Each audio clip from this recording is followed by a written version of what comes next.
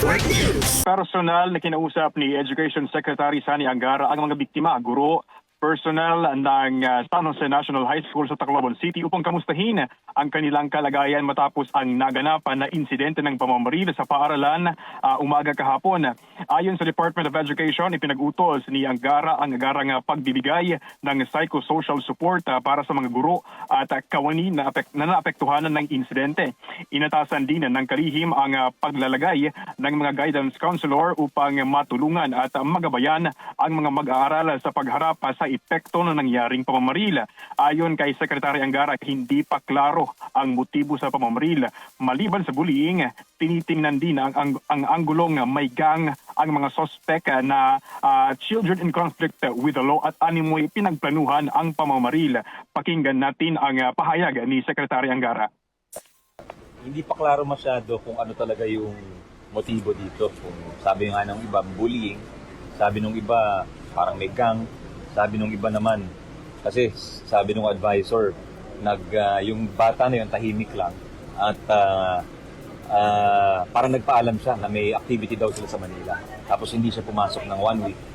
Tapos nangyari ito, yung pagpasok niya ulit. So mukhang talagang for now, although hindi definitive, parang pinagplanuhan talaga.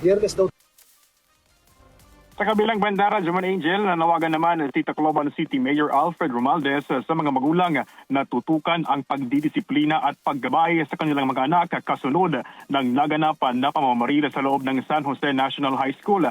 Ayon sa alkalde, kung hindi kayang disiplinahin at palakihin ng maayos ng mga magulang ang kanilang mga anak, hindi dapat ito iasa sa pamahalaan ang responsibilidad na ito. Dagdag pa ni Romualdez, ginagawa ng mga law enforcers ang lahat upang matukoy ang buong katotohanan sa likod ng insidente. Kasabay nito, hinimok din niya ang publiko na tigilan ang mga espekulasyon at maghintay sa resulta ng investigasyon at mga ebidensyang nakakalap ng mga otoridad. Pakinggan natin ang pahayag ni Mayor Alfred Romualdez. This is a wake-up call to parents. This is a wake-up call to the teachers. It's about time, you focus on your children.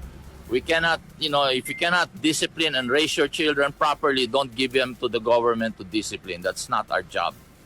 Kaya importante dito talaga, magkapit kaway muna itong mga magulang at saka mga parents at pag-usapan talaga nila ano nangyari and comfort each other. That's the best thing we can do.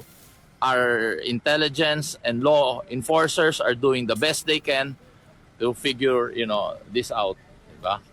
Ano mo, pag motibo kasi ang tinitignan nila motive but at the same time capability. So yan ang ina-address ngayon at tinitignan ano ba nangyari diyan, di ba? Kasi importante lang talaga kung ano talaga yung nangyari, factual, doon tayo sa facts. Okay? Patuloy naman ang koordinasyon ng DepEd sa iba pang ahensya ng pamahalaan upang matiyak na maibibigay ang kinakailangang suporta at tulong sa mga apektadong estudyante, guro at kanilang mga pamilya.